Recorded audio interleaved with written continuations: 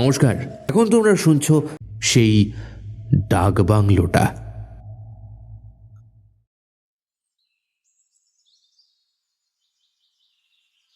বাহ, এটা তো বেশ সুন্দর জায়গা। শ্রেয়া লাফিয়ে উঠল। জানিস তো সহজ, তুই যখন বললি যে আমরা জঙ্গলে বেড়াতে যাব, আমি তখনও ভাবতে পারিনি তুই এত সুন্দর একটা জায়গায় আমাকে নিয়ে আসবি। অ্যান্ড ওয়েট, আমরা বুঝি ওই বাংলোটায় থাকবো? শ্রেয়াকে উত্তেজিত হতে দেখে হেসে ফেলে সহজ। হ্যাঁ রে পাগলি, এখানে আমরাই থাকবো এখন কয়েকটা দিন, শুধু তোর আর আমার। কেউ বিরক্ত করতে আসবে না আমাদের এখানে।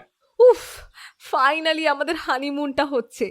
বিয়ের পরেই আমার ওই পাজি বসটা আমাকে অফিসে ডেকে নিল, আর আমি যাও বা ইনিয়ে বিনিয়ে ছুটি ম্যানেজ করছিলাম, সেই সময় তোর অফিস বেঁকে বসলো। আচ্ছা, এই বসেরা কেন এমন হয় বলতো? মানে কাজ ছাড়া কি কিচ্ছু বোঝে না? এদের কি কোনো ফ্যামিলি লাইফ নেই? শ্রেয়া এক নাগাড়ে বলে চলে কথাগুলো। সহজ ওর হাতে হাত রাখে। শ্রেয়া প্লিজ, এখন অন্তত অফিসে কথা থাক। হ্যাঁ, এই কটা দিন শুধু আমাদের দুজনের, প্লিজ। হ্যাঁ, এবার নাম গাড়ি থেকে। গাড়ি থেকে দুজনে নামতেই সহজ ড্রাইভারের উদ্দেশ্যে বলল, এই রনিত ভাই, আমার ফোন নাম্বার তো সেভ করাই আছে। আচ্ছা, তুমি বিকেলের দিকে কিন্তু একটু এসো, হ্যাঁ, 4-5টা ঘুরে দেখবো। শ্রেয়া ততক্ষণে ছুটে গেটের ভেতর ঢুকে গেছে।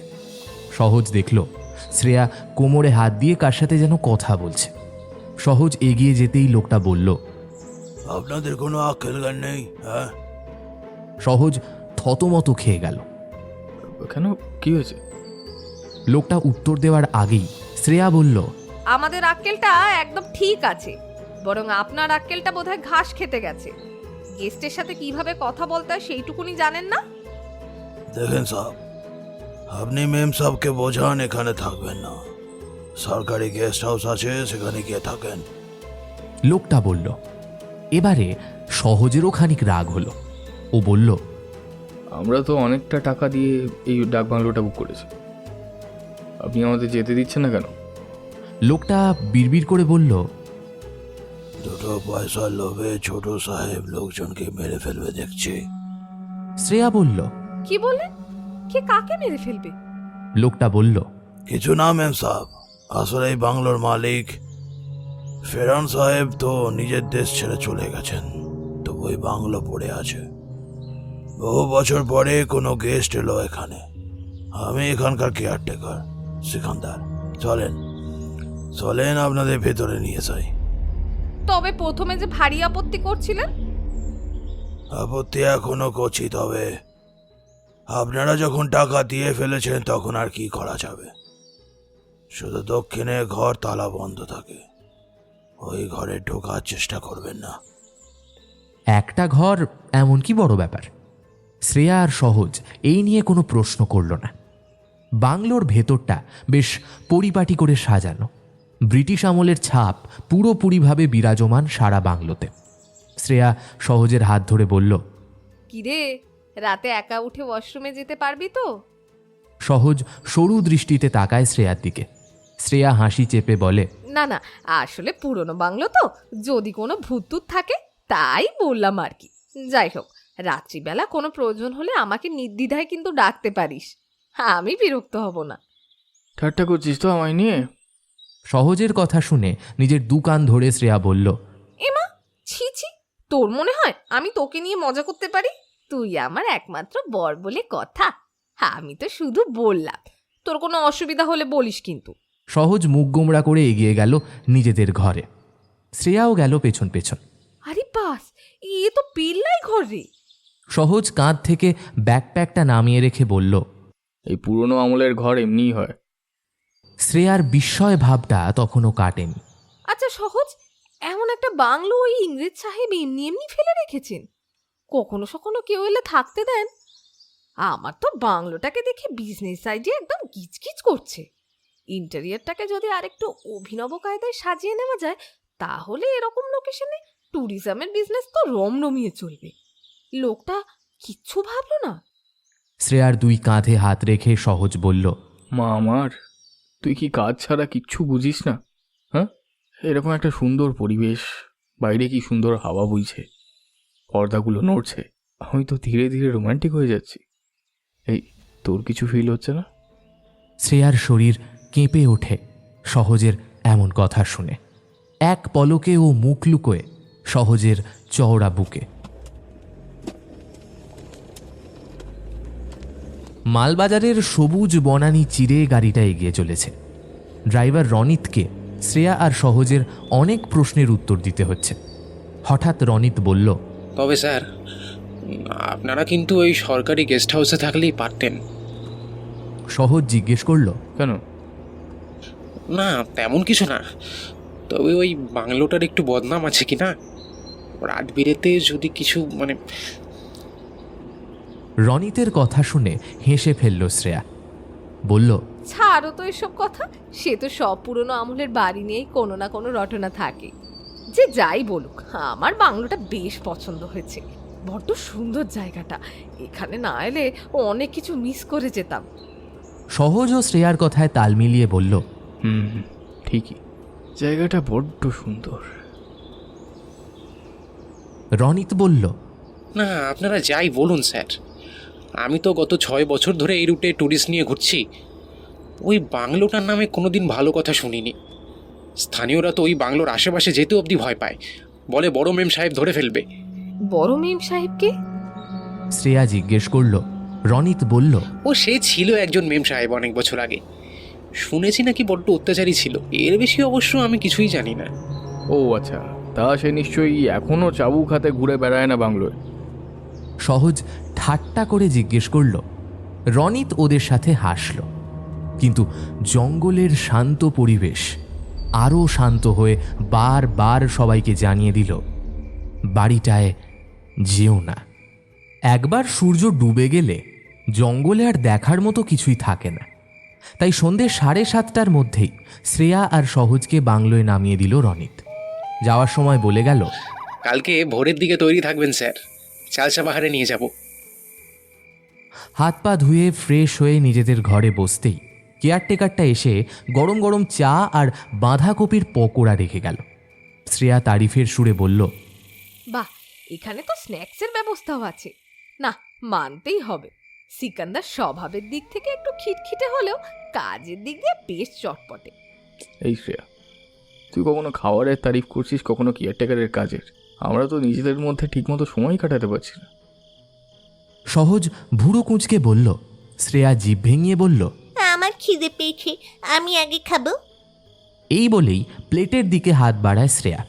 সহজ গাল ফুলিয়ে আছে দেখে প্রথম পকোড়াটা সহজের মুখেই দেয় শ্রেয়া। কিরে, নিজে হাতে খাইয়ে দিলাম কিন্তু। বলেই সহজের গাল দুটো টিপে দেয় শ্রেয়া। এইভাবেই হাসি, গল্প আর খুনসুটিতে সন্ধেটা কেটে যায় দুজনের। রাতের খাবারটা 10টার মধ্যেই পরিবেশন করে দিল সিকান্দার। এখানে রাত তাড়াতাড়ি হয়, সকলেই 10টার মধ্যে ঘুমিয়ে পড়ে। ফুলকপির ডালনা আর মাছের ঝোল সহযোগে তৃপ্তি করে ভাত খেয়ে উঠল দুজনে। সহজ বলল, এই সিকান্দার ভাইয়া, তুমি বুঝি এখানে রান্নাবান্না সব করো? সিকান্দার মাথা নেড়ে বলল, আগে হ্যাঁ। তোমার হাতে তো মধু আছে গো। শ্রেয়ার মুখে নিজের প্রশংসা শুনে আলতো হাসল বছর 50-এর লোকটা। তা এই বাংলোতে তুমি একাই কাজ করো, আর কেউ নেই? শ্রেয়া জিজ্ঞেস করল। আর কি করবে দিদিমণি, আমি আর আমার বউ মিলেই কোনো লোকজন এলে দেখাশোনা করি। আর কে আসবে এখানে? লোকের মনে ভয় ডর তো আছে নাকি? হ্যাঁ। সিকান্দারের কথা শুনে দুজনেই মুখ চাওয়াচাওয়ি করল। এই বাংলোতে কি আছে? ও কিছু না, আপনারা খান। শ্রেয়া সহজের দিকে আর চোখে তাকালো। সহজ যে একটু হলেও ভয়ে খেয়েছে তা আর বলার অপেক্ষা রাখে না। মনে মনে হাসল শ্রেয়া। আজ রাতে সহজ ওকে ছাড়বে না, এটাও বেশ বুঝে গেছে। রাতে বেশ ভালোই শীত পড়ে এখানে, তাই কম্বলটা বেশ করে শরীরে জড়িয়ে নিয়েছে শ্রেয়া। শ্রেয়া, এই শ্রেয়া, তুই কোনো আওয়াজ শুনতে পাচ্ছিস? সহজ জিজ্ঞেস করল। না তো। আমার আমার মনে হচ্ছে কেউ যেন আমাদের রুমের মধ্যে আছে। সহজ কাঁপা কাঁপা গলায় বলল, দেখগে, কোনো পেতনি এসেছে হয়তো, এখনই হয়তো তোকে প্রপোজ করবে। তোর কাছে কি আছে আংটি, নাকি আমার আঙ্গুলের আংটিটা খুলে দেব? বলেই শ্রেয়া মুচকি হাসল। তুই আর কি করছিস আমার সাথে? হ্যাঁ, আমার কিন্তু সিরিয়াসলি ভয় লাগছে। এত ভয় পাওয়ার কি আছে? কি হয়েছে বলতো তোর? শ্রেয়া ভুরু কুচকে জিজ্ঞেস করে। সহজ শ্রেয়ার গা ঘেঁষে বলে, আরে বাবা, তুই গল্পের বইতে পড়িসনি? আরে এইসব বাড়িতে তো রাত বিরেতে মানে ভূত প্রেত সব ধুপ করে সেখান থেকে পড়ে। তারপর ওই যার হার্ট সবচেয়ে বেশি দুর্বল তার ঘাটটাই মুটকে দেয়। আচ্ছা, আর কি কি হয় শুনি? শ্রেয়া মজার ছলে জিজ্ঞেস করলেও সহজ বেশ সিরিয়াসভাবে বলতে থাকে। জানিস, একবার একটা গল্প পড়েছিলাম। একটা ছেলে এরকম একটা বাংলোয় রাত কাটাতে এসেছিল। ঘড়ির কাঁটা ঠিক রাত 12টার ঘরে যেতেই ছেলেটার ঘুম ভেঙে যায়। কেউ যেন পিয়ানো বাজাচ্ছে ঘরে, অথচ বাংলো পুরো ফাঁকা। প্রথমে ছেলেটা মনে ভুল ভাবলেও পরে বুঝলো কেউ সত্যিই পিয়ানো বাজাচ্ছে। সারা ঘরে খুঁজে দেখলো ছেলেটা, অথচ কোথাও কেউ নেই। এরপর যেই ছেলেটা পিছনে ফিরেছে, একটা সাদা কাপড় জড়ানো ভূত ওর ঘাটটা মটকে দিয়েছে। আর এখন ওই ছেলেটাও ভূত হয়ে এই বাংলোয় ঘুরে বেড়াচ্ছে, কি তাই তো? শ্রেয়া যোগ করল। সহজ রাগ দেখিয়ে বলল, আরে তুই আমার কথাগুলো সিরিয়াসলি নিচ্ছিস না কেন? ধুর ব্যাং, আমি আরে আমার হাট দূর বল, জানিস তো তুই। সহজ, তুই আর একটা বাজে কথা বলে দেখ, আমি কিন্তু ওই তালাবন্ধ ঘরে তোকে একা রেখে দিয়ে চলে আসবো। শ্রেয়া শাসানি দিয়ে বলে সহজকে। ওরে বাবা, এ আমার বউ না আমার শত্রু? যা ইচ্ছা ভাব, কিন্তু এখন তুই আমাকে ঘুমোতে দে, আর তুইও ঘুমা। শ্রেয়ার কোল ঘেঁষে চোখ দুটো বুজে শুয়ে থাকে সহজ। শ্রেয়া মনে মনে হাসে। শ্রেয়া ভেবেছিল বুঝি সহজ ঘুমিয়ে পড়েছে, না হলে জেগে থাকলেই তো বক বক করে ওর মাথাটা খেয়ে নিত। ঠিক এমন সময় সহজ ওর গায়ের ওপর উঠে এলো। এই শ্রেয়া, তুই কি ঘুমিয়ে পড়েছিস? সেভাবে না ঘুমোলেও চোখ বুজে পড়ে রইল শ্রেয়া। কোনো উত্তর দিল না সহজের কথায়। ও জানে সহজ কি আবদার নিয়ে এসেছে, এটা নিয়ে বেশ রগড় করা যাবে। এই শ্রেয়া, শ্রেয়া, আমি একটু ওয়াশরুম যাব, একটু ওঠ না, আমার সাথে চ। সহজ ডাকতে থাকে শ্রেয়াকে, কিন্তু শ্রেয়ার তরফ থেকে কোনো সাড়া শব্দ নেই। প্লিজ, আমি আর পারছি না, প্লিজ চ না। সহজের গলার স্বরটা কাঁদো কাঁদো হতেই উঠে বসল শ্রেয়া। আচ্ছা সহজ, তুই কি একটুও বড় হবি না? এই তো ঘরের সাথে লাগো ওয়াশরুম, কি অসুবিধা হচ্ছে তোর যেতে? শ্রেয়ার দিকে ভুরু কুঁচকে তাকালো সহজ। তুই জেগেছিলি? উফ, আরে আরে চ না একটু আমার সাথে। জানিস তো আমার একা একা ভয় লাগে যেতে। আচ্ছা বাবা চল, এই শীতের রাতে আমাকে কম্বল থেকে বের না করে তুই ছাড়বি না। উফ। শ্রেয়া গজগজ করতে করতে সহজের সাথে গেল। সহজ ওয়াশরুমে ঢুকে যেতেই শ্রেয়ার মনে হলো কেউ যেন ওর কানের কাছে তালি বাজালো। চমকে উঠল শ্রেয়া। কে কে আছে ঘরে? কোনো সাড়া পাওয়া গেল না। বিরক্ত হলো সে। আপন মনে বলে উঠল, এই সহজের সাথে থাকতে থাকতে আমি পাগল হয়ে যাচ্ছি। হঠাৎ শ্রেয়ার মনে হলো কেউ ওর কাঁধে হাত রাখল। আবার চমকে এদিক ওদিক তাকালো, কিন্তু কেউ নেই। শ্রেয়া গজগজ করে উঠল। সহজ তখন কি একটা উটকো ভূতের গল্প আমাকে শোনালো, তারপর থেকে আমিও উল্টোপাল্টা কথা ভেবে চলেছি।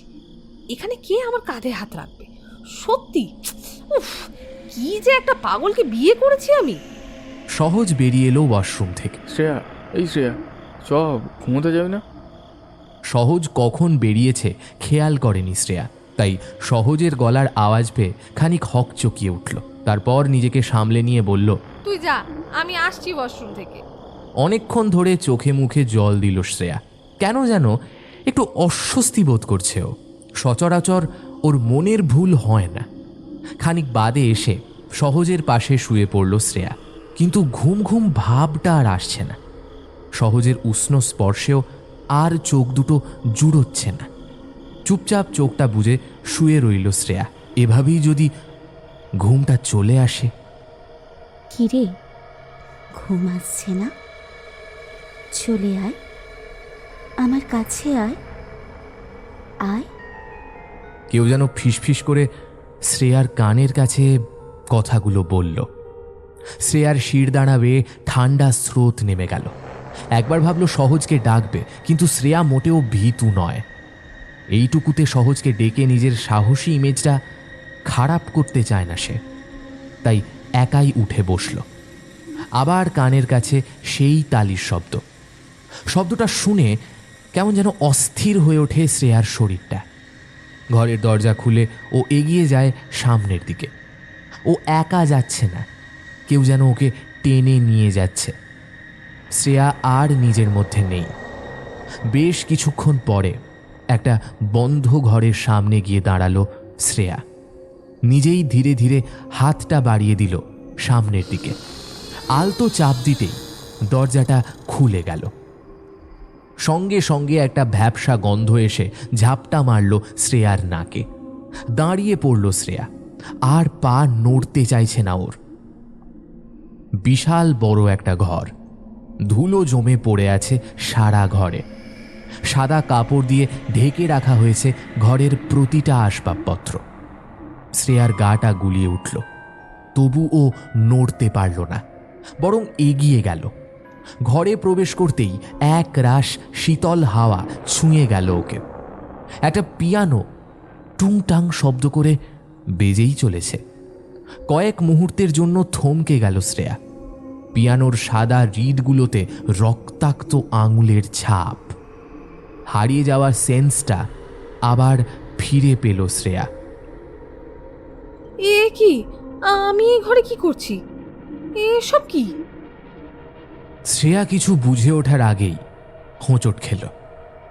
অস্পষ্ট আলোতে নিচু হয়ে দেখতেই শ্রেয়া দেখল একটা আয়না পড়ে রয়েছে। কাঠের কারুকার্য করা অদ্ভুত সুন্দর আয়নাটা। শ্রেয়া তুলে নিল আয়নাটা। কাঁচে অল্প চিড় ধরেছে। ধীরে ধীরে আয়নাটাকে নিজের মুখের সামনে তুলে ধরল সে। থরথর করে কাঁপছে তার শরীর। এটা কি দেখছে ও? ওর সারা মুখে এমন রক্ত কেন?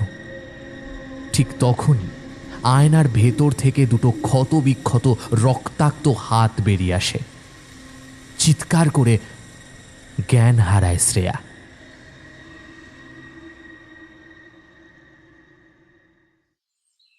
এই শ্রেয়া, উঠবি না নাকি? আরে কত বেলা হয়ে গেল দেখেছিস? রনিত বাইরে আমাদের জন্য আধ ঘন্টা ধরে ওয়েট করছে। আরে আমাদের তো আজকে ওই চালসা পাহাড়ের দিকে যাওয়ার কথা। সহজ নিজের মাথাটা মুছতে মুছতে বলল। শ্রেয়া তখনও ঘুমিয়ে। এই শ্রেয়া। শ্রেয়ার কপালে হাত রাখতেই চমকে উঠল সহজ। এ কি, শ্রেয়ার গা তো ঝড়ে পুড়ে যাচ্ছে। সহজ মনে মনে বলল, এই অবস্থায় ওর পক্ষে কোথাও যাওয়া সম্ভব নয়। সহজ মেডিসিনের বক্সটা থেকে থার্মোমিটার বের করল। টেম্পারেচার মেপে দেখে জ্বর 102 ছাড়িয়ে গেছে। মাথায় হাত পড়ে যায় সহজের। এত জ্বর! এটা তো ডাক্তার দেখাতে হবে। এই অচেনা অজানা জঙ্গলে ডাক্তার কোথায় পাবে? চিন্তিত হয়ে বাইরে যায় সহজ। সিকান্দার এসে গেছে। আজ ওর সাথে ওর বউও এসেছে, রান্নায় সাহায্য করে দেবে বলে। সহজকে দেখেই মাথায় ঘোমটা দিল সিকান্দারের বউ। সিকান্দার দাদা, শ্রেয়ার ভীষণ জ্বর এসেছে। এখানে ডাক্তার কোথায় পাই বলো তো? সিকান্দারের মুখটা থমথমে হয়ে গেল। সিকান্দারের বউ হাত জোর করে মাথায় ঠেকালো। কি হলো? আরে ডাক্তার কোথায় জানো? সিকান্দার বলল, দিদিমণির হঠাৎ জ্বর এলো কেন? আরে আমি কি করে বুঝবো? কাল রাত অবধি তো ঠিক ছিল। আজ সকালে উঠে দেখি ধুম জ্বর। আরে কি করব কিছুই তো বুঝতে পারছি না এখন। সহজ উদ্বিগ্ন হয়ে বলল, ঠিক আছে, আপনি শান্ত হন। এক্ষুনি ডাক্তার পাবেন না, আমি একটা ওষুধ পাঠিয়ে দিচ্ছি। ওটা খাইয়ে দেবেন, দেখবেন জ্বর নেমে গেছে। এই মুহূর্তে সিকান্দারের কথায় ভরসা করা ছাড়া আর কিছুই করার নেই সহজের। তাই মুখ ভার করে হলেও ওর কথা মেনেই ঘরে যেতে হলো। রীতিমতো অচেতন হয়ে ঘুমিয়ে রয়েছে শ্রেয়া। মেয়েটার ক্লান্ত মুখটা দেখে বড্ড মায়া হলো সহজের। ওর কাছে গিয়ে ওর মাথায় ঠোঁট ছোঁয়ালো। সঙ্গে সঙ্গে কেঁপে উঠল শ্রেয়ার সারা শরীর। সহজ অনুভব করল ওর মুখ দিয়ে একটা ঘর ঘর আওয়াজ বেরোচ্ছে। শ্রেয়া, এই শ্রেয়া, তুই ঠিক আছিস? শ্রেয়া কোনো উত্তর দিল না। খানিকক্ষণ পরে সিকান্দারের বউ কলি এসে সহজের হাতে একটা কাপ ধরিয়ে দিয়ে বলল, এই রসটা খেয়ে নিন দিদিমণি, জ্বর নেমে যাবে একটু পরে।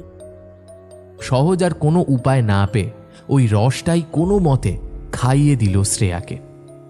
রসটা খেয়ে একটু উসখুস করতে শুরু করলো শ্রেয়া। উফ, কি ব্যথা! অনেকক্ষণ বাদে আড়মোড়া ভেঙে ঘুম থেকে উঠল। সহজ জিজ্ঞেস করলো, কিরে, এখন কেমন লাগছে? কেমন আছি মানে? আমার কি কিছু হয়েছিল নাকি? শ্রেয়া আকাশ থেকে পড়ল। সহজ ভুরু কুঁচকে বলল, এতক্ষণ জ্বরে কোনো হুঁশ ছিল না তোর, আবার তুই জিজ্ঞেস করছিস যে কিছু হয়েছিল কিনা? জ্বর হয়েছিল আমার, কিন্তু এখন তো একদম ঠিক আছি আমি। শুধু শরীরে বড় ব্যথা, মনে হচ্ছে যেন অনেক উঁচু থেকে পড়ে গিয়েছি আমি। জ্বরের কারণেই ব্যথাটা হচ্ছে। শোন, আজ আর ঘুরতে গিয়ে কাজ নেই, আজকের দিনটা রেস্ট নে। কালকে শরীর ঠিক থাকলে আমরা ঘুরতে যাব। আমি ব্রেকফাস্ট দিয়ে যেতে বলছি। এই বলেই সহজ চলে গেল ঘর থেকে। সঙ্গে সঙ্গে অদ্ভুত একটা পৈশাচিক হাসি ফুটে উঠল শ্রেয়ার ঠোঁটে। সঙ্গে সঙ্গে এক চিলতে রক্ত গড়িয়ে পড়ল ওর ঠোঁটের কোণ বেয়ে। ধীরে ধীরে ঘরের আয়নাটার সামনে দাঁড়ালো শ্রেয়া। সঙ্গে সঙ্গে কেঁপে উঠল আয়নাটা, চিড় ধরে গেল সারা কাঁচ জুড়ে। সেই আয়নার ভেতরে প্রবেশ করল শ্রেয়া। আস্তে আস্তে আয়নার চিড়টা মিলিয়ে গেল। ব্রেকফাস্ট আর জ্বরের ওষুধ খেয়ে নিয়ে যখন ঘরে এলো সহজ, তখন শ্রেয়া অলরেডি স্নান টান সেরে ফ্রেশ হয়ে বসে আছে। সহজ খাবারটা টেবিলে রেখে বলল, আজকে চুল না ভেজাতেই পারতিস। সহজকে দেখে ওকে ইশারায় কাছে ডাকলো শ্রেয়া। সহজ ওর কাছে এসে বলল, কি হয়েছে বল। সহজের হাত টেনে ওকে সামনে বসালো শ্রেয়া। সহজ কিছু বুঝে ওঠার আগেই নিজের খোলা চুলগুলো দিয়ে সহজের গালে ঝাপটা মারল শ্রেয়া। যতটা ব্যথা হওয়ার কথা নয়, তার চেয়েও তীব্রভাবে জ্বলে উঠল সহজের গালটা। আহ! গালে হাত দিয়ে সহজ দেখে রক্ত। চুলের আঘাতে গাল কেটে গেল, এও সম্ভব? শ্রেয়া ধীরে ধীরে নিজের মুখটা এগিয়ে নিয়ে গেল সহজের গালে। যেখান দিয়ে রক্ত বেরোচ্ছে সেখানে জিহবা দিয়ে লেহন করতে লাগলো। আজ শ্রেয়ার স্পর্শে সেই পরিচিত আদুরে ভাবটা সহজ খুঁজে পাচ্ছেন না। এ তো রীতিমতো নোংরামি। শ্রেয়াকে দুহাত দিয়ে সরিয়ে সহজ কিছুটা বিরক্ত হয়ে বলে উঠল, আরে এসব কি করছিস শ্রেয়া? মাথাটা খারাপ হয়ে গেছে নাকি? শ্রেয়া ছলছলে চোখে তাকিয়ে থাকে সহজের দিকে। তুই এভাবে আমাকে দূরে সরিয়ে দিলি সহজ? শ্রেয়া ফুঁপিয়ে ফুঁপিয়ে জিজ্ঞেস করে। সহজ আটকে আটকে বলে, কিন্তু তুই ওই রক্ত।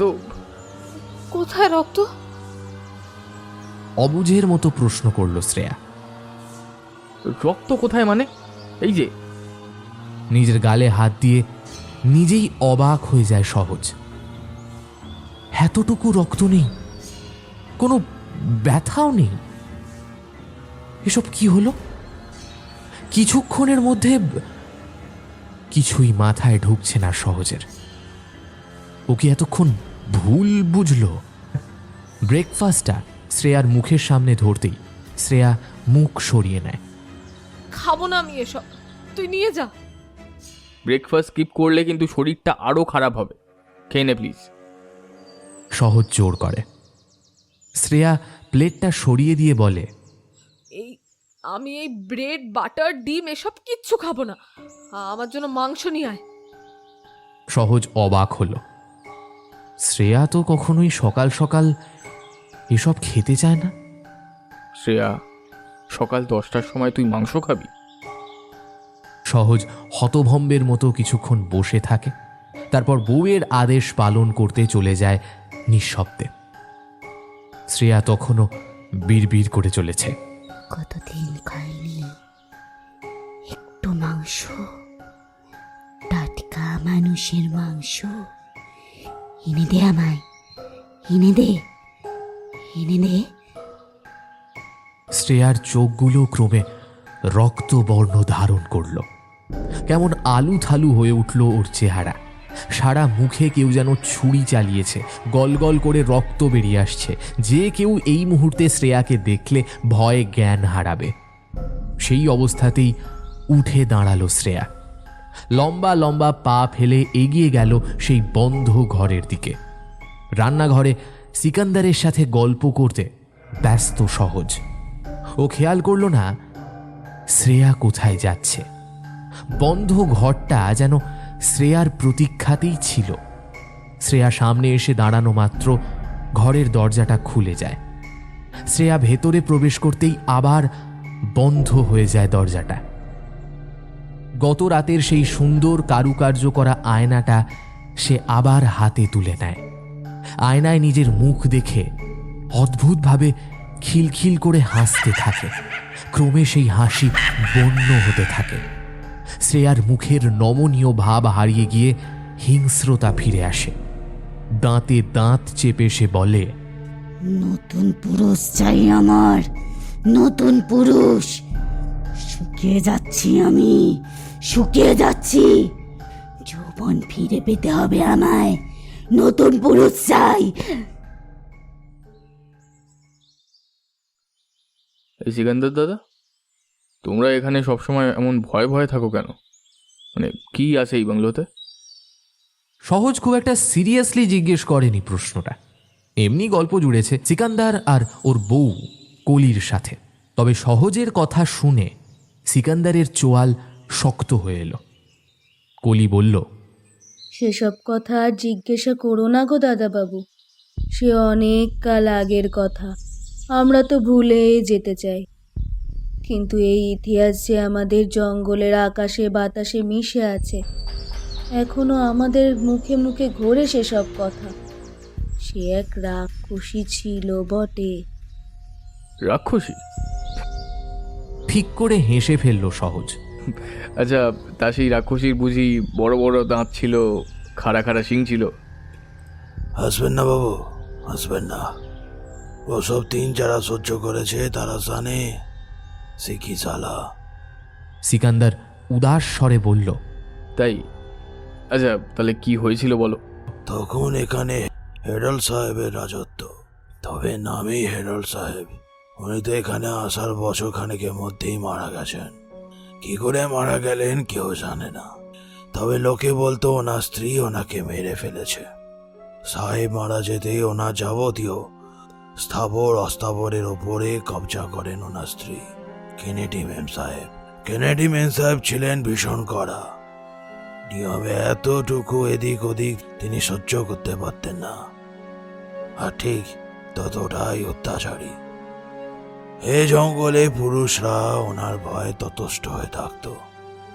পুরুষেরা তটস্থ হয়ে থাকতো কেন? মানে উনি কেবল ছেলেদের উপরই রাগ ছাড়তেন নাকি? সহজ জিজ্ঞেস করল।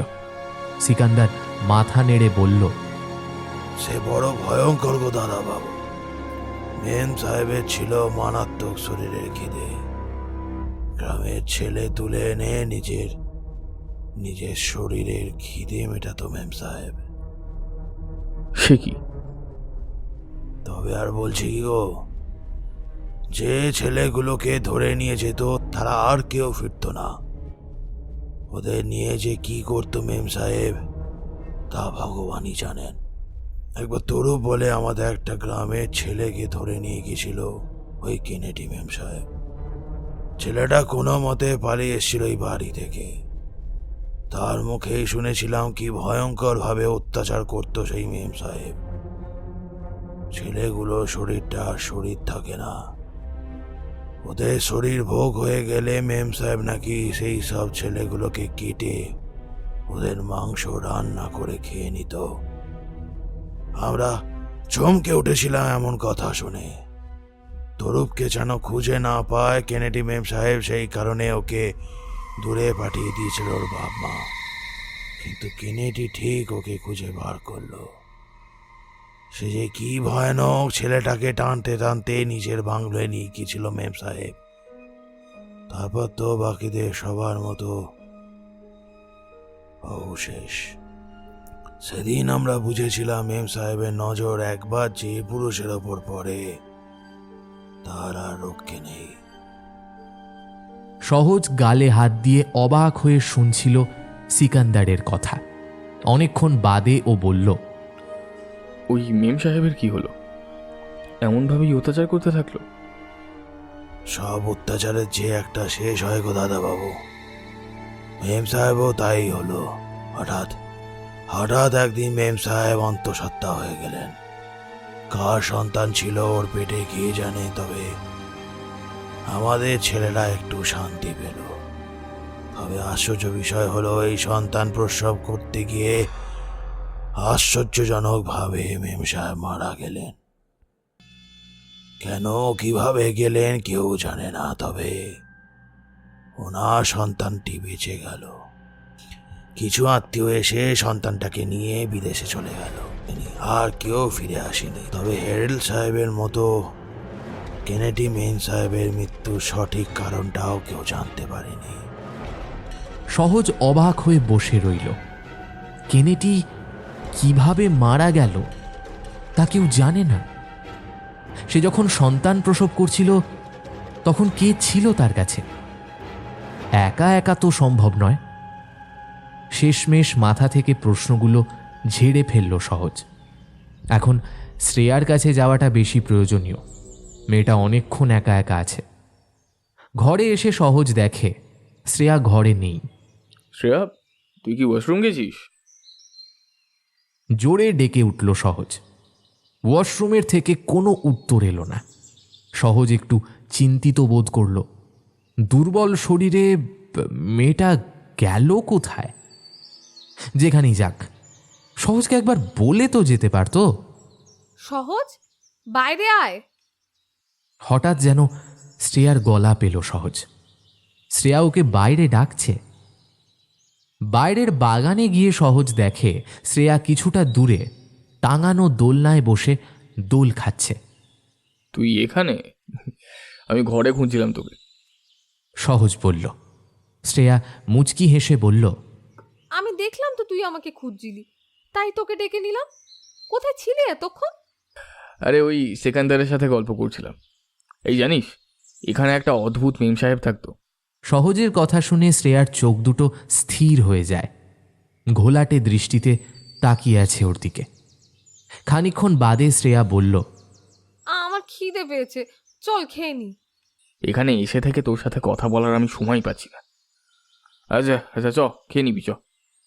শ্রেয়ার কথা মেনেই খেতে গেল দুজনে। খেতে বসেও সহজ হতবাক। এত কি করে খাচ্ছে শ্রেয়া? হাঁড়ি থেকে ভাত নিয়ে যাচ্ছে। শেষ পর্যন্ত কলিকে আবার ভাত বসাতে হলো। শ্রেয়া, তুই ঠিক আছিস তো? সহজ একবার মিনমিনে গলায় জিজ্ঞেস করল। শ্রেয়া কোনো কথা না বলে খাওয়াতেই মন দিল। সহজ জানে সে কোনোদিনই খুব বেশি খেতে পারে না। খেতে ভালোবাসলেও ওর খাওয়ার পরিমাণ খুব কম। সেই মেয়ে আজ এমন রাক্ষসে খাওয়া খাচ্ছে দেখে সহজের কেমন যেন লাগছে। ও নিজেও ঠিকমতো খেতে পারে না। সামনে কেউ যদি এমন গপ গপ করে গিলতে থাকে তাহলে কোনো সুস্থ মানুষের পক্ষেই ঠিকঠাকভাবে খাওয়া সম্ভব নয়। উঠে পড়ল সহজ। শ্রেয়া তখনও খাচ্ছে। সিকান্দার হঠাৎ সহজকে আড়ালে ডাকল। দাদাবু, কি হয়েছে বলেন তো? দিদিমণি কি কোনোভাবে ওই ঘরটাতে গিয়েছিল? কোন ঘরে? সহজ বুঝতে না পেরে জিজ্ঞেস করল। আরে গতকাল তো আপনাদের বলেছিলাম ওই ঘরটা বন্ধ, ওই ঘরে যেতে নেই। দিদিমণি কি ওই ঘরে গিয়েছিল? তুই যেই ঘরে তালা বন্ধ সেই ঘরে আমরা চাইলেই বা ঢুকবো কি করে? চাবি আছে নাকি আমাদের? কি যে বলছো না তুমি সিকান্দার দাদা? আমি এখন শ্রেয়াকে নিয়ে দুশ্চিন্তায় মরছি। সহজ বিরক্ত হয়ে বলল। সিকান্দার বিড়বিড় করে বলল, ওই ঘরে যাওয়ার জন্য কি আর তালা চাবি লাগে? সে যাকে মন চায় তাকেই টেনে নিয়ে যায় ঘরে। খেয়ে দিয়ে এসে শ্রেয়া সেই যে বিছানায় শুয়ে ঘুমোলো, সন্ধে গড়িয়ে গেল, তবু সেই মেয়ের ঘুম ভাঙছে না। মালবাজারের থেকে একটা ডাক্তারকে ডাকে এনেছিল সহজ। ডাক্তার জ্বরের ওষুধ দিল বটে, তবে শ্রেয়ার শরীরে কোনো অসুখ খুঁজে পেল না। ডাক্তার চলে যেতেই সিকান্দার আর কলি এলো ঘরে। বলল, যদি অভয় দেন তো একখান কথা বলি দাদাবাবু। কি কথা শুনি? রাতের বেলা দিদিমণিকে একটু সামলে রাখবেন। যা হচ্ছে তা স্বাভাবিক নয়। আপনি তো বিশ্বাস করবেন না আমাদের কথা, তবুও সাবধান করা আমাদের কাজ। এই বলে ওরা চলে গেল। এত বড় ডাকবাংলোটায় একা সহজ আর ঘুমন্ত শ্রেয়া রয়ে গেল। শ্রেয়ার পাশে শুয়ে শুয়ে চোখ দুটো লেগে গিয়েছিল সহজের। যখন ঘুমটা ভাঙল তখন চারিদিক ঘুটঘুটে অন্ধকার। বাংলোতেও লাইট জ্বলছে না। বিছানার পাশে হাতড়ে সুইচ বোর্ডটা খুঁজে চলেছে সহজ। না, আলো জ্বলছে না। শ্রেয়া, উঠেছিস? কোনো সাড়া নেই। পাশে হাত দিয়ে সহজ দেখে শ্রেয়া নেই। এই অন্ধকার ঘরে একা গা ছমছম করে উঠল সহজের।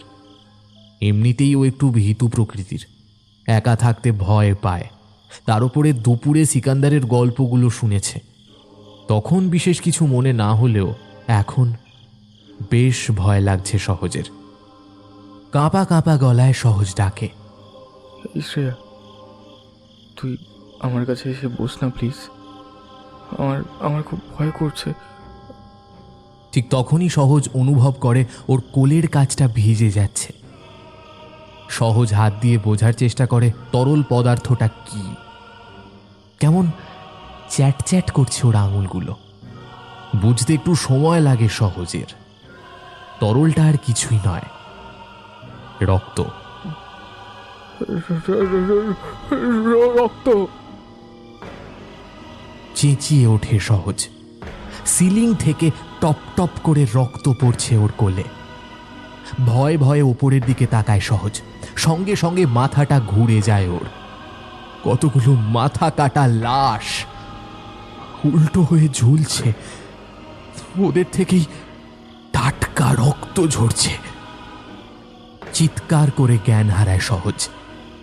জ্ঞান হারানোর সময় শুনতে পায় কেউ ওর কানের কাছে বলছে, তোমাকে আমার চাই।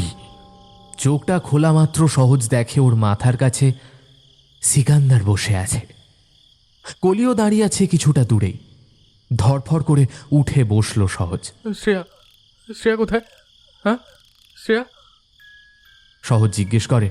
কলি মুখে ঘোমটা টেনে বলে, আমরা কি জানি, আমরা তো বাংলো এত অন্ধকার দেখে এলাম, ভাবলাম লোডশেডিং হয়েছে, তোমাদের আলো দিয়ে যায়। এসে দেখি আপনি অচেতন হয়ে পড়ে আছেন। দিদিমণি কোথায়? আমরা তো দেখিনি। সহজ অধৈর্য হয়ে উঠল। শ্রেয়া শ্রেয়া শ্রেয়া কোথায় গেল? আর আর ওই কাটা লাশগুলো? সিকান্দার বলল, আপনাদের বারবার বলেছিলাম এখানে থাকবেন না, সেই সর্বনাশ করেই ছাড়লেন তো। হ্যাঁ, দিদিমণিকে মেম সাহেবের আত্মা ধরেছে, কিচ্ছু করার নেই। এখন মেম সাহেবের নজর আপনার উপর পড়েছে, তাই তো দিদিমণিকে মাধ্যম করেছে আপনার কাছাকাছি আসার জন্য। আরে এসব তুমি কি বলছো? আমি তো কিচ্ছু বুঝতে পারছি না। পরে বুঝবেন খুন। আগে আগে এই বাংলো থেকে বেরোই। চলে আসুন, আসুন। এখন এখানে থাকা কিছুতেই ঠিক হবে না। কিন্তু শ্রেয়াকে ছেড়ে আমি কোথায় যাব? এবার মুখ খুলল কলি। দিদিমণিকে বাঁচানোর রাস্তা নিশ্চয়ই বুড়িমা জানবেন, তিনি সব খবর রাখেন। দাদাবাবু, আপনি চলুন সেখানেই। কিন্তু কিন্তু এই মুহূর্তে এখানে থাকবেন না। দেখছেন না ঘরটা কেমন ঠান্ডা হয়ে আসছে। এরপরে আর বেরোতে পারবেন না এ ঘর ছেড়ে। সহজ খানিক ভেবে চিনতে বলল, ঠিক আছে চলো। সিকান্দারের সাথে বাংলো ছেড়ে বেরিয়ে আসে সহজ। কিন্তু ওর মন যে বড্ড আনচান করছে। শ্রেয়া ওই জঘন্য মেম সাহেবের হাতে বন্দি। ও কি করে বাঁচাবে শ্রেয়াকে? সিকান্দার যেতে যেতে বলল, আমাদের বুড়িমার বয়স 102। শোনা যায় সেদিন মেম সাহেবের আঁতর ঘরে বুড়িমা ছিল। বুড়িমা জানে কিভাবে মেম সাহেবের মৃত্যু হয়েছিল, তবে সে কাউকে কিচ্ছু বলে না, কারোর সাথে কথা বলে না। কিন্তু আপনি বিপদে পড়েছেন শুনলে উনি নিশ্চয়ই সাহায্য করবেন। খুব মিষ্টি করে নরম সুরে কথা বলতে হবে বুড়িমার সাথে, বুড়িমা যেন গলতে বাধ্য হয়, বুঝলেন? বুড়িমা পারবে আমার শ্রেয়াকে আমার কাছে ফিরিয়ে দিতে? কাতর স্বরে জিজ্ঞেস করলো সহজ। বললাম তো বুড়িমা অনেক কিছু জানে, কিন্তু দ্বিতীয় মনেকে বাঁচানো যে বড় কঠিন।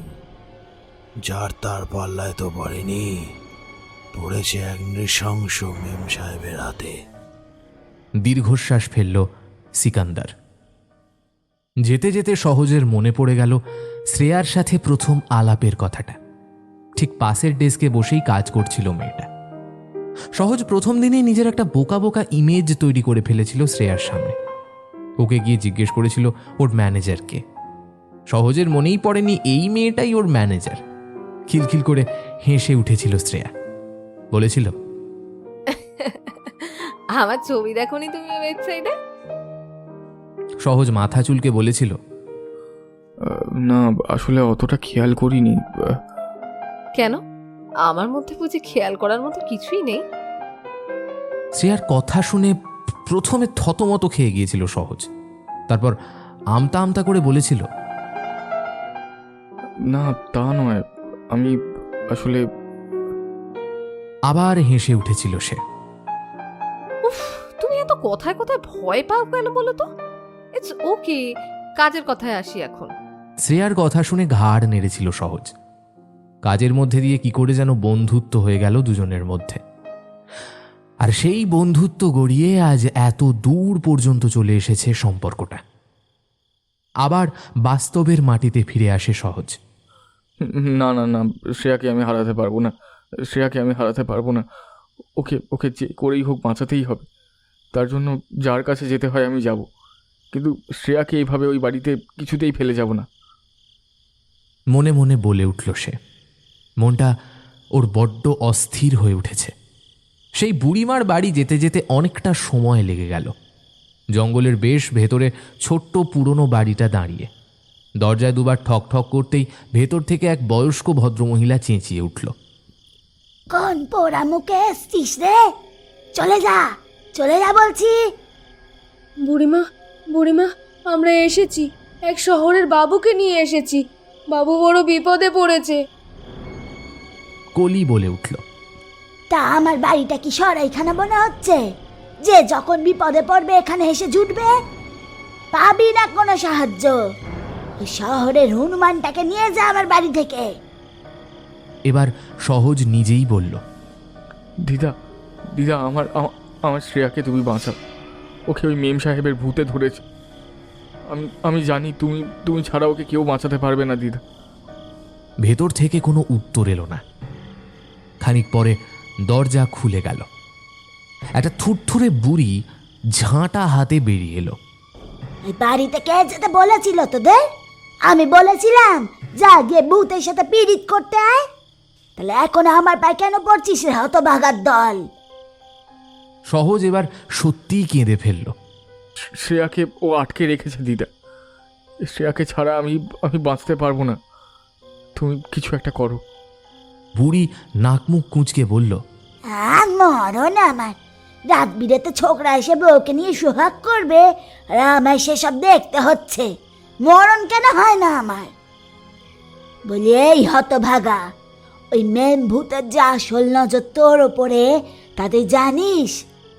ও বেটি মরেছে তো কি হয়েছে, এখনো শরীরের দানবটি মরেনি। এখনো তার নতুন নতুন পুরুষের সাথে নোংরামি না করলে পেটের ভাত হজম হয় না। ওর তো তোকে চাই রে, তোর শরীরটাকে চাই। তাই তো তোর বউকে পাকড়াও করেছে। তোর বউকে যদি বাঁচাতে চাস তাহলে জানা ওই মেম সাহেবের সাথে রাত কাটা যা। বুড়িমা, তুমি ওনাকে কি সব বলছো বলো তো? হ্যাঁ, এটা কি সম্ভব? সিকান্দার বিরক্ত হয়ে বলল।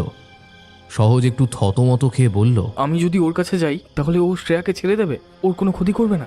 যদি তাই হয় তাহলে আমি যাব ওর কাছে, আমি যাব। সহজের কথা শুনে বুড়ি মুখ বেঁকিয়ে বলল, আতি খেতা দেখলে মরে যাই। এত সহজে ছাড়া পাবে ভেবেছিস? বলি কেনেটি মেম সাহেবের বিষয় কিছু জানিস? সহজ আমতা আমতা করে বলল, ওই তো ওই সিকান্দার দাদা বলেছে ওই মেম সাহেব নাকি গ্রাম থেকে ছেলেদের তুলে নিয়ে যেত, তারপর। ধুর, ওসব তো সবাই জানে। বলি আসল কথা কিছু জানিস? এদিকে বস, শোন। বুড়ি দাওয়ায় বসে গল্প বলতে শুরু করলো।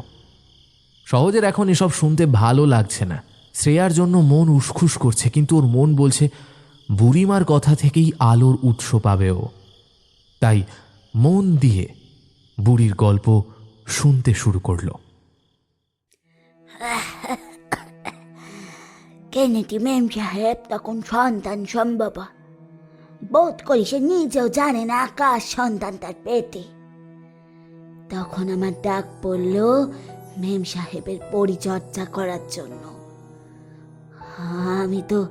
আমি তো ভয় ভয় গেলাম। কে জানে মেম সাহেব কিসে রাগ করে। সে যে কেমন হৃদয়হীন তা তো কারোর অজানা নয়। তা আমি গিয়ে দেখি, হায় ভগবান, মেম সাহেব তো সারা দিন আয়নার সামনেই বসে থাকে। তাকে খাওয়ার কথা বললে রেগে যায়, ঘুমানোর কথা বললে রেগে যায়। কেবল বসে থাকে আর জিজ্ঞাসা করে, বলতো আমাকে দেখতে কেমন লাগছে? আমাকেও তার মন রাখার জন্য বলতে হতো খুব সুন্দর লাগছে, কিন্তু মেম সাহেব মানতে চাইতো না। বলতো, মিথ্যে বলছিস তুই। আমি দেখতে খারাপ হয়ে যাচ্ছি, বার্ধক্য নামছে আমার চেহারায়। নতুন পুরুষ চাই আমার। ওদের শরীরের আদর ছাড়া যে আমাকে দেখতে কুৎসিত লাগে, ওরাই আমার যৌবন ধরে রাখে। নতুন পুরুষ চাই আমার। আমি মেম সাহেবকে বললাম, কিন্তু ওই সময় ওসব করলে বাচ্চাটার ক্ষতি হতে পারে। বাচ্চার ক্ষতি হোক গা যাক, আমার কিচ্ছু যায় আসে না। মেম সাহেব আমার কথাটা উড়িয়ে দিল। তখন আমি অন্য পন্থা অবলম্বন করলাম। বললাম, দেখো মেম সাহেব, তোমার এত বড় সাম্রাজ্যে ওয়ারিস তো কাউকে হতেই হবে। আপনার উত্তরাধিকারী কে হবে? আপনার পরে তো 5 ভূতে লুটে খাবে আপনার এত কষ্টের সম্পত্তি। নিজের সন্তানের হাতে তুলে দেওয়ার আলাদা ব্যাপার। ওকে অন্তত ভূমিষ্ঠ হতে দিন, তারপর না হয়। তাছাড়া আপনার সৌন্দর্য কেড়ে নেবে এমন সাধ্য কারই বা আছে? মেম সাহেব আমার কথা শুনে খুশি হয়েছিল। আমি কথাগুলো বলেছিলাম আমার গ্রামের ছেলেপিলেদের কথা ভেবে। সারাক্ষণ ওরা ভয় কাটা হয়ে থাকতো কখন কেনেটি মেম সাহেবের দৃষ্টি ওদের ওপর পড়ে। এই ভেবেই দিন কাটতে লাগলো। মেম সাহেব সারাদিন মন খারাপ করে বসে থাকতো ওই আয়নার সামনে, আর বিড়বিড় করে বলতো, এভাবে হবে না, বেশি দিন চলতে দেওয়া যাবে না এভাবে। আমি নিজের রূপ হারিয়ে ফেলছি ধীরে ধীরে। ধীরে ধীরে মেম সাহেবের সন্তান প্রসবের সময় গিয়ে এলো, আর মেম সাহেব কেমন যেন মিশে যেতে লাগলো বিছানায়। হবে নাই বা কেন, খাওয়া দাওয়া যে প্রায় ছেড়েই দিয়েছিল মেম সাহেব। নিজের স্ফীত পেটের ওপর হাত রেখে মাঝে মাঝেই দাঁত কিরমির করে মেম সাহেব বলতো, তোর জন্য আমি কুৎসিত হয়ে যাচ্ছি, তুই চলে যা। আমি এমন মানবিক বিকারগ্রস্ত কোনোদিন দেখিনি। আরে বাবা, পাগলেও নিজের সন্তানকে বুকে আগলে বড় করে, আর এই মেম সাহেব দিন রাত নিজের সন্তানের মৃত্যু কামনা করত। যাই হোক, একদিন মাঝরাতে মেম সাহেবের প্রসব বেদনা ওঠে। আমি আর একটা মেয়ে ছাড়া বাড়িতে কেউ নেই। আমরাই মেম সাহেবের আতুর ঘর বাঁধলাম। মেম সাহেব সেই মুহূর্তেও আমাকে বলেছিল,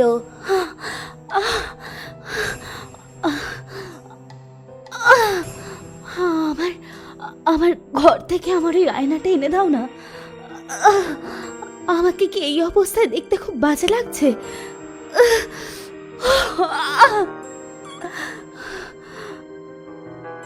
বাধ্য হয়ে সেই সময়ও আয়না এনে ধরিয়ে দিলাম মেম সাহেবের হাতে।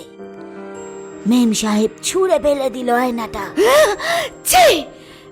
এত এত কুৎসিত দেখতে আমি। মেম সাহেব বলে উঠল, আচ্ছা বলো তো, ওই মুহূর্তে কাকে দেখতে পরীর মতো লাগে? মেম সাহেব এমন পাগল, ওই আয়না থেকে ভেঙে পড়া কাচের টুকরো নিজের পেটে ঢুকিয়ে দিল। ব্যাস, আর যাবে কোথায়?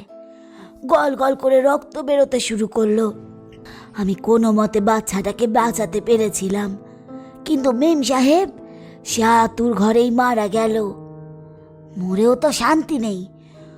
ওই বাড়ি অভিশপ্ত, ওই ঘর অভিশপ্ত, ওই আয়না অভিশপ্ত। আমি জানি মিম সাহেবের আত্মা আজ ওই আয়নায় বিরাজ করে। আজও মেম সাহেব নতুন পুরুষের শরীর খুঁজে চলে নিজের যৌবন ধরে রাখার জন্য। এত বছরে কেউ আসেনি, কিন্তু এবার তোরা যত সব পোড়া মুখ দল এসে জুটেছিস ওই বাড়িতে, আর মেম সাহেবের নজর ঠিক তোর ওপরেই পড়েছে। তোকে চায় মেম সাহেবের আত্মা, আর সেই কারণেই তোর বউয়ের ভিতরে প্রবেশ করেছে। নিঘাত তোর বউকে মায়ার জালে বশ করে নিজের ঘরে নিয়ে গেছিল সে। আর তোর বউ ওই ভাঙা আয়নায় মেম সাহেবের মুখ দেখে ফেলেছে। ব্যাস, যত নষ্টের গোড়া ওই আয়নাটা। এতটা বলে বুড়ি থামল। সহজ এতক্ষণ গল্পের মতো গোগ্রাসে গিলছিল বুড়ির কথাগুলো। বুড়ি থামতেই সহজ জিজ্ঞেস করল, এখন তাহলে উপায় কি করে শ্রেয়াকে বাঁচাবো আমি? অত সব আমি জানলে তো হয়ে যেত। শোন, ওই আয়নাটাকে ধ্বংস করতে হবে। ওর ভেতরেই আটকে আছে তোর বউ। তবে কাজটা মোটেও সহজ নয়। অনেক কাঠ খড় পোড়াতে হবে। আমাকে কি করতে হবে দিদা তা বলো, যা বলবে তাই করব। সহজ কাতর কণ্ঠে বলল, বলছি শোন, ওই আয়নাটা হাতে নিয়ে 3 বার ওই রাক্ষসী মেম সাহেবের নাম নিলে আয়নায়ও প্রকট হবে। ওর বিভৎস রূপ দেখে আবার জ্ঞান হারাস না যেন। ওই আয়নায় কাটাকুটি আঁকবি নিজের নখ দিয়ে।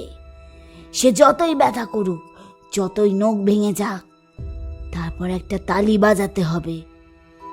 এসব কি বলছো বুড়িমা? এভাবে কি করে হবে?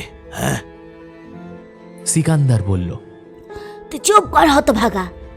নিজেরা তো কিচ্ছু জানিস না, জানলে আমার কাছে আসতিস না। আমি নিজের চোখে দেখেছি মেম সাহেব এভাবেই নিজেকে শান্ত করত। না হলে সে ঘুমোতেও পারত না। যে রাতেও ছুটে ছুটে যেত নিজেকে আয়নায় দেখতে। রাতে ছুটে যেত মানে? সহজ ঢোক গিলে জিজ্ঞেস করল। বুড়িমা বলল, সে এক অদ্ভুত সময়। রাত্রিবেলা করেও ওই মেম সাহেব কিছুতেই ঘুমোতে পারত না। কেবল পাশ ও পাশ করত আর বলতো, আমি কি দেখতে খুব খারাপ হয়ে যাচ্ছি? এই বলেই আয়নাটাকে বুকে টেনে নিত। বারবার নিজেকে দেখত সেই আয়নায়। শেষে নিজেই ক্লান্ত হয়ে পড়ত। তখন নিজেকে সংবরণ করার জন্য আয়নার সামনে 3 বার নিজের নাম বলতো, নখ দিয়ে কাটাকুটি করত, তারপর তালি বাজিয়ে ঘুমিয়ে পড়ত। রাতগুলো এভাবেই কাটতো। আমি নিজের চোখের সামনে দেখেছি এসব অস্বাভাবিক ঘটনাগুলো। এই বলে বুড়িমা থামল। তারপর বলল, এভাবেই তুইও মেম সাহেবকে ঠান্ডা করবি। এটাই একমাত্র উপায়, বুঝলি? সহজ চুপচাপ মাথা নাড়াল। শোন, এই কাজগুলো যখন করবি তখন তোর চারপাশে অনেক কিছু ঘটবে। এসবে কান দিবি না। সব শেষে মায়াবী ওই আয়নাটাকে ভেঙে গুঁড়ো গুঁড়ো করে দিবি। মেম সাহেব এতে শেষ হবে না ঠিকই, কিন্তু তোর বউ মুক্তি পাবে। মেম সাহেব আবার বাধা পড়বে ওই কাচের আয়নায়। তুই তোর বউকে নিয়ে কাল সকালেই বাড়ি ফিরে যাবি, বুঝলি? হ্যাঁ বুঝলাম। এসব করতে পারবি তো? শ্রেয়ার জন্য করতেই হবে দিদা, আর কোনো উপায় নেই। এই বলে সহজ ছুটে গেল সেই ডাক বাংলোর দিকে। সিকান্দার বুড়িমাকে জিজ্ঞেস করল, বুড়িমা, ওই মেম সাহেবকে শেষ করার কোনো উপায় নেই? হ্যাঁ, সব কিছু কি শেষ হয়? কিছু কিছু জিনিসের থেকে সারা জীবন পালিয়ে বাঁচতে হয়। মেম সাহেবের ওই ভয়ঙ্কর মৃত্যু আমার যতদিন না গঙ্গা প্রাপ্তি হচ্ছে আমাকে তাড়া করে বেড়াবে। বাংলোয় পা রাখতেই সারা শরীর কেঁপে উঠল সহজের। এখন আর অন্ধকার নেই আগের মতো, আলো জ্বলছে ঘরে। তবু বড্ড ভয় করছে সহজের। সহজ? পেছন থেকে একটা পরিচিত কণ্ঠস্বর ডেকে ওঠে সহজকে। সহজ ঘুরতেই দেখে শ্রেয়া দাঁড়িয়ে। শ্রেয়া সহজের কাছে এগিয়ে এসে বলে, কি রে, কোথায় চলে গিয়েছিলি তুই? আমি তোকে সারা বাংলো খুঁজে বেড়াচ্ছি। সহজের দমটা কেমন আটকে আসছে। ওর মন বলছে এটা শ্রেয়া নয়। তুই না কেমন যেন একটা হয়ে গেছিস রে সহজ। আমি কাছে আসলেই তুই আগের মতো আমাকে টেনে নিস না। আমাকে আর ভালো লাগে না না তোর? আমার মধ্যে আর কিছু খুঁজে পাস না না তুই? কি রে, বল না রে। এই মুহূর্তে শ্রেয়ার এসব কথা, এমন আচরণ অসহ্য লাগছে সহজের। বিশেষ করে যেখানে ও জানে যে মেয়েটা ওর সামনে দাঁড়িয়ে রয়েছে সে ওর শ্রেয়া নয়। ভয়ে সহজের মাথা কাজ করা বন্ধ করে দিয়েছে। কি করবে কিচ্ছু বুঝতে পারছে না। শ্রেয়ার মুখটা ক্রমে ফ্যাকাশে হয়ে যাচ্ছে। সহজ দেখতে পাচ্ছে ওর চোখের মণি দুটো ধীরে ধীরে মিলিয়ে যাচ্ছে। বুকের ভেতরটা কেমন ছ্যাঁত করে উঠল সহজের। এত রক্ত! শ্রেয়ার চোখ দুটো ঠিকরে বেরিয়ে আসছে, গল গল করে রক্ত বেরোচ্ছে। কি বিভৎস লাগছে ওকে দেখতে। না! শ্রেয়াকে এক ধাক্কা মেরে সরিয়ে দিয়ে ছুটে যায় সহজ। ওকে ওই ঘরটায় গিয়ে যাবতীয় কাজ সারতে হবে। কিন্তু এ কি, সামনে এটাকে! সহজের মাথা ঘুরছে। শ্রেয়া এমন পা উল্টো করে সারা দেওয়াল জুড়ে সরীসৃপের মতো হেঁটে বেড়াচ্ছে কেন? কি করেই বা হাঁটছে? লাইটগুলো আচমকা একবার অন একবার অফ হতে শুরু করলো। সহজের হৃৎপিণ্ড ক্রমে বন্ধ হয়ে আসার উপক্রম হচ্ছে। যতবার লাইট অফ হচ্ছে কিচ্ছু নেই, কিন্তু লাইট অন হলেই এক রক্তাক্ত শ্রেয়াকে চোখের সামনে দেখতে পাচ্ছে সহজ। হঠাৎ কিছু বুঝে ওঠার আগেই শ্রেয়া ওর গায়ে ঝাঁপিয়ে পড়ে। ফলস্বরূপ সহজ পড়ে যায়। শ্রেয়া সহজের শার্টের বোতাম খুলতে খুলতে বলে,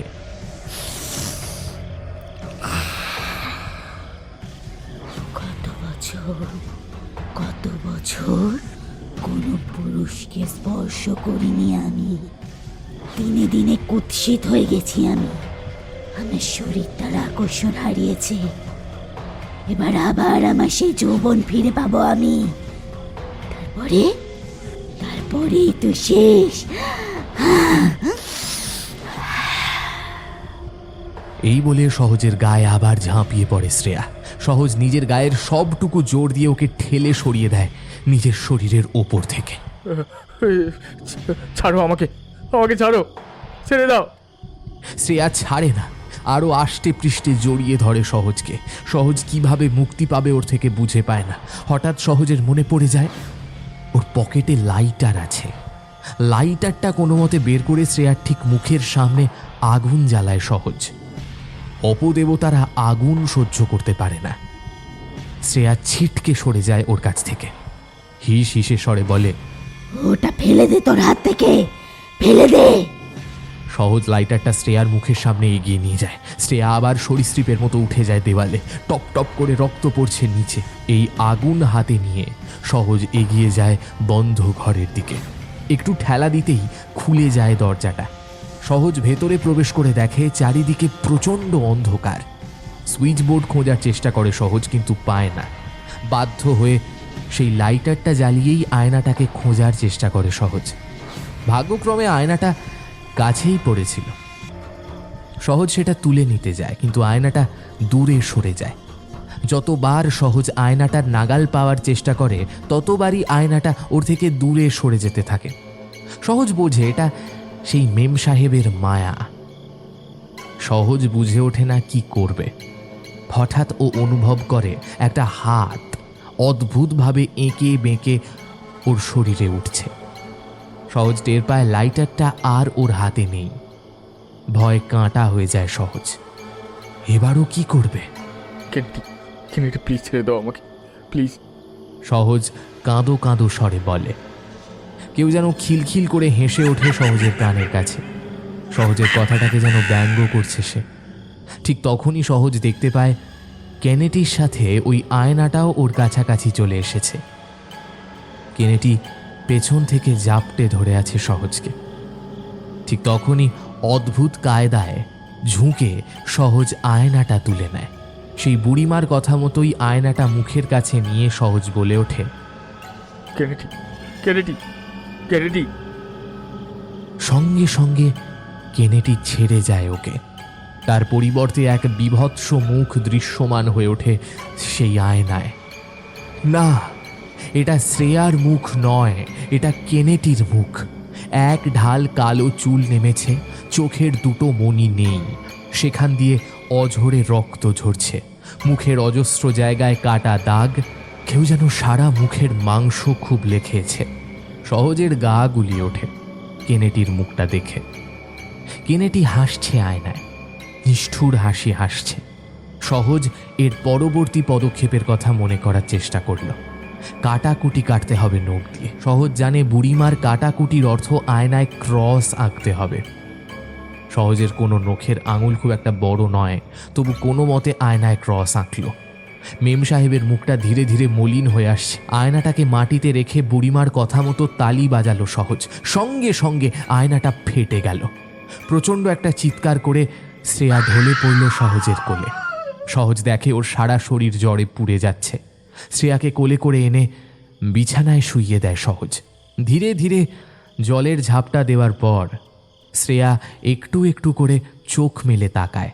শ্রেয়ার চোখে চোখ রেখে সেই স্বাভাবিক দৃষ্টিটা খুঁজে চলেছে সহজ।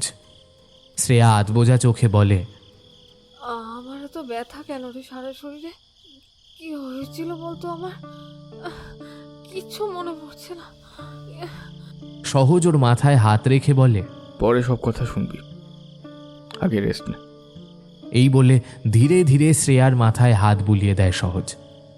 কিছুক্ষণের মধ্যেই শ্রেয়া ঘুমের দেশে তলিয়ে যায়। শ্রেয়া শুয়ে আছে। বসার ঘরে সহজ, সিকান্দার, কলি আর বুড়িমা বসে আছে। বুড়িমাই সিকান্দারদের ধরে এনেছে এখানে, সহজ একা সামলাতে পেরেছে কিনা দেখার জন্য। তুই তো কাজের মানুষ রে, কেনেটির আয়না ভেঙে ফেললি, বেশ করেছিস। ঘরে পড়ে থাকুক ওই মুখ পড়ি আয়না। অমন বদ মানুষের যে কেন নরকে ঠাই হলো না বুঝি না আমি বাপু। সহজ ওই আয়নাটা ভেঙে ফেলেছে শুনে খুশি হয়ে বলছে বুড়িমা। তবে সহজ পুরোপুরি নিশ্চিন্ত হতে পারছে না, তাই এত রাতে ইন্টারনেট খুলে বসেছে। সহজ সবাইকে বলে, কেনেডি যে একটা মানসিক বিকারগ্রস্ত মানুষ তা সকলেই জান, কিন্তু পুরুষের সঙ্গে সংযম, তারপর তাদেরকে রান্না করে খেয়ে ফেলা, এই ধরনের বিকৃতি ওর মধ্যে কি করে আসলো সেটাই আসল প্রশ্ন।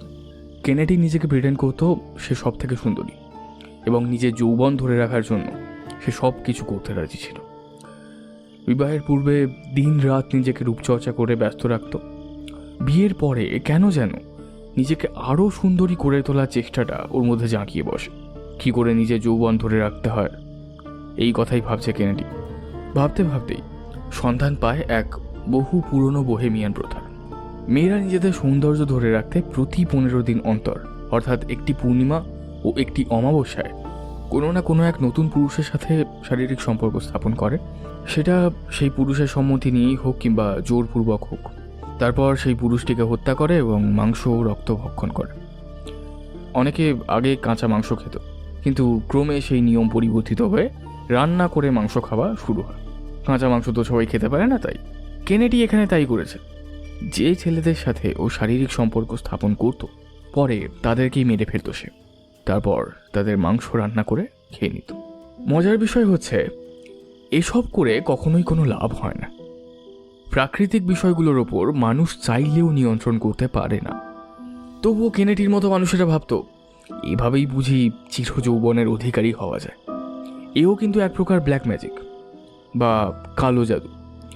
এসবের কোনো বেসিস নেই, সবটাই মানুষের বিশ্বাসের উপর ভিত্তি করে সৃষ্টি।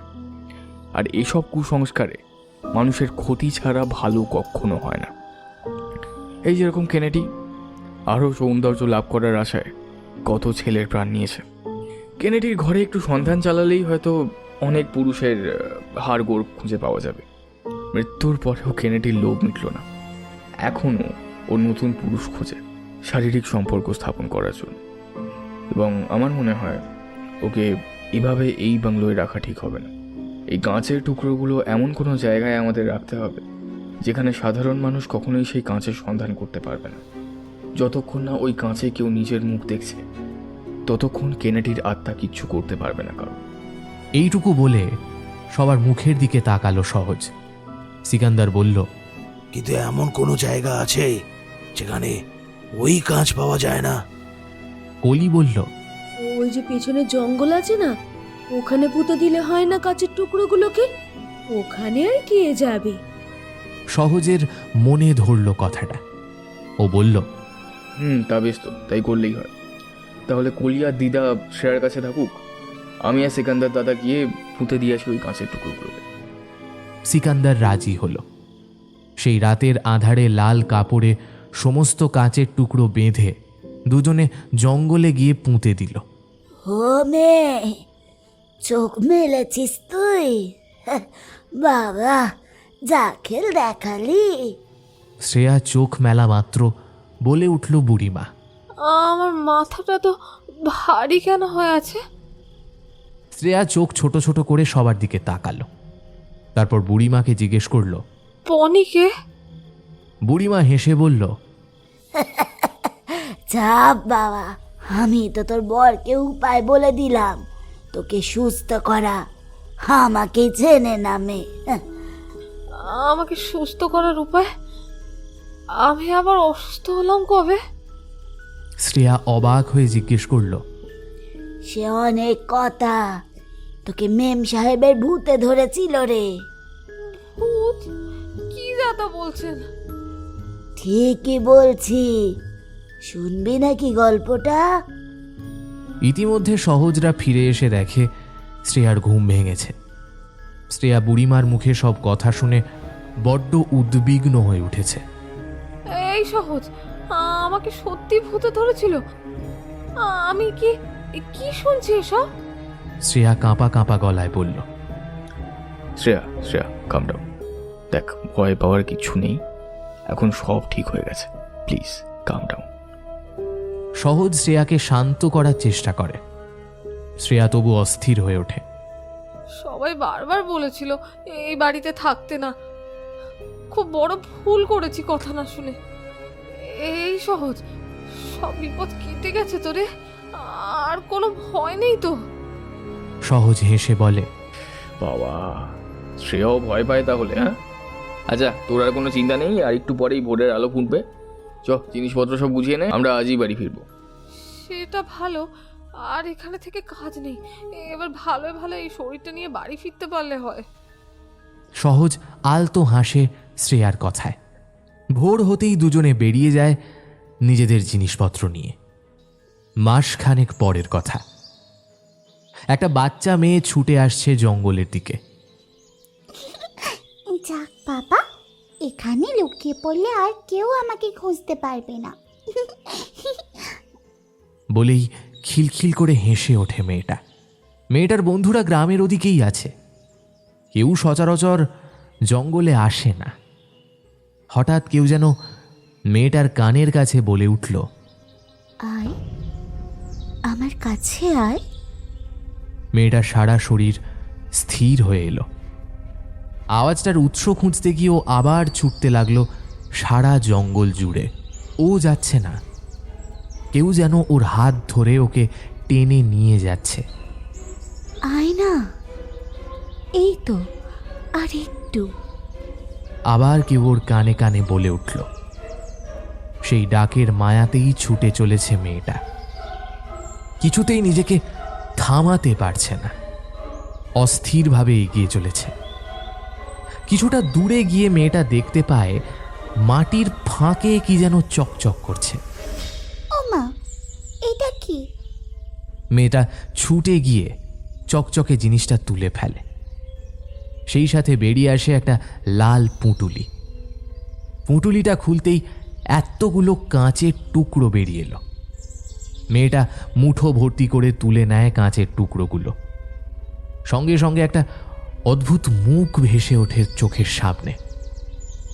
এক বিদেশিনী, তার এলোমেলো চুল, চোখ ঠিকরে রক্ত বেরোচ্ছে, খুবলে নেওয়া মুখ। হাসছে সেই মেম সাহেব, তার ঠোঁটের কোণ বেয়ে রক্ত গড়িয়ে পড়ছে। ভয় পেয়ে যায় মেয়েটা, ওর হাত থেকে কাঁচের টুকরোগুলো পড়ে যায়, কেমন ঘোরের মধ্যে চলে যায় ও। খানিক বাদে মেয়েটা নিজেই খিলখিল করে হেসে ওঠে। ঠোঁটের কোণ বেয়ে রক্ত গড়িয়ে পড়ছে মেয়েটার, চোখ দুটো ঠিকরে বেরিয়ে আসছে। ফিসফিস করে মেয়েটা বলে ওঠে,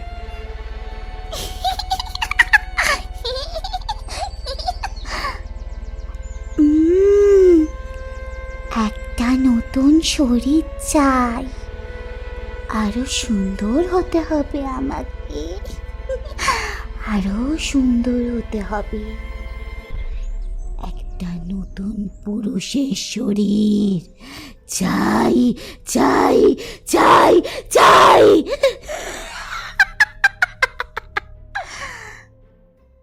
চিৎকার করে ওঠে মেয়েটা। অফিসে যাওয়ার জন্য রেডি হচ্ছিল শ্রেয়া। ঠিক তখনই সহজ চিৎকার করে ডাকলো ওকে। শ্রেয়া, এক্ষুনি এদিকে আয়। শ্রেয়া বিরক্ত হয়ে এসে বলল, কি হয়েছে রে বাবা? অফিস যাবি না তুই? আমি কিন্তু অলমোস্ট রেডি। অফিসে পরে যাবি, আগে তুই এটা পড়ে দেখ। খবরের কাগজটা শ্রেয়ার দিকে এগিয়ে দেয় সহজ। শ্রেয়া পড়তে থাকে। ইতিহাসের পুনরাবৃত্তি উত্তরবঙ্গের মালবাজারে ব্রিটিশ শাসনের সময়কালের মতোই আবার মালবাজারের জঙ্গল সংলগ্ন গ্রাম থেকে নিখোঁজ হচ্ছে একের পর এক যুবক। কোনো হদিশ পাওয়া যাচ্ছে না তাদের। স্থানীয়দের বক্তব্য এ নাকি কোনো মেম সাহেবের আত্মার কাজ, তবে বিষয়টি খতিয়ে দেখবেন বলে কথা দিয়েছে স্থানীয় পুলিশ। দেখা যাক তদন্ত কত দূর এগোয়। পেপারটা হাত থেকে পড়ে যায় শ্রেয়ার। ও কাঁপতে কাঁপতে জড়িয়ে ধরে সহজকে। সহজ, কিছু শেষ হয়নি, কিচ্ছু না। সহজও কেঁপে ওঠে। সে ফিরে এসেছে সবকিছু শেষ করে দেবে বলে। তাকে যে সুন্দর হতে হবে, আরো আরো সুন্দর হতে হবে। কিছুতেই মুক্তি নেই ওর হাত থেকে, কিছুতেই না। আবার নতুন শরীরের খোঁজ চালাবে কেনেটি। সহজ সিকান্দার বলেছিল যে পুরুষের ওপরে একবার কেনেটির নজর পড়লে কোনোদিন সে পালিয়ে বাঁচে না। সহজ চমকে উঠল শ্রেয়ার কথা শুনে। শ্রেয়া কি করে জানলো এই কথাটা? এটা তো সিকান্দার ওকে বলেছিল। শ্রেয়া তো কথাটা শোনেনি। শ্রেয়ার চোখের দিকে তাকালো সহজ। এমন ঘোলাটে লাগছে কেন ওর দৃষ্টিটা? হ্যাঁ, সহজ, আমাকে সুন্দর লাগছে। এক পা করে সহজের দিকে এগিয়ে আসে শ্রেয়ারূপী কেনেটি। সহজ পিছোতে থাকে। যদিও সহজ জানে বাঁচার আর কোনো পথ নেই। ওর কানের কাছে এখন অনুরণন হয়ে চলেছে, মেম সাহেবের নজর যার উপর পড়েছে সে আর বাঁচে না। শ্রেয়া আবার হিস হিসে স্বরে জিজ্ঞেস করে, সুন্দর লাগছে তো আমাকে? হ্যাঁ,